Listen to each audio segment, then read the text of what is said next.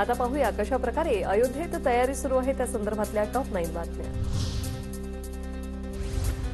राम मंदिराची नवीन दृश्य टीव्ही 9 मराठीवर। राम मंदिराला आकर्षक फुलांची सजावट, संपूर्ण अयोध्या नगरीत उल्हासित वातावरण। रामलल्लांच्या मूर्तीखाली ठेवलेल्या रामयंत्राची झलक टीव्ही 9 मराठीवर। रामाच्या मूर्तीखाली सोन्याचं रामयंत्र, रामयंत्रावर रामश्लोकाचं लेखन। 22 तारखेला रामलल्लांना केसरी किंवा पांढऱ्या रंगाचा पोशाख परिधान केला जाणार। रामलल्लांच्या छोट्या मूर्तीसाठी 7 रंगात कपडे बनवून तयार।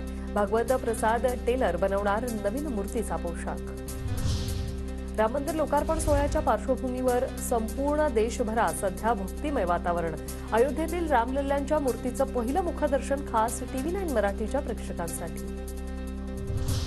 अयोध्येत श्री राम मंदिर कॉरिडॉरच्या समोर मुख्यमंत्री एकनाथ शिंदे यांचे होर्डिंग, हिंदू हृदय सम्राट बालासाहेब ठाकरे जी की कामना हुई पूरी, शान से विराजमान हुए प्रभू श्री राम अयोध्या नगरी, अशा आशयाचे होर्डिंग्स।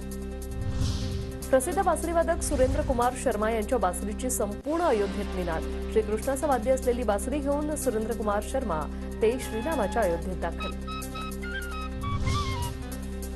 नागपूरचा महाल परिसरात श्रीरामाच्या उत्सवासाठी चांगला सजलेला आहे। तुळशीबाग रोड ते बडका चौक लांबच लांब लाइटिंग, रस्त्याच्या मधोमध श्रीरामाचे कटआउट आणि भगव्या झेंड्यांनी संपूर्ण परिसर सजला। अयोध्येत राम मंदिर परिसरात रॅपिड ऍक्शन फोर्स तैनात, मंदिर परिसराला छावणीचं स्वरूप। गर्दी रोखण्यासाठी सीआरपीएफचे जवान अयोध्येत तैनात, जवळपास 36,000 पोलीस अयोध्येत दाखल।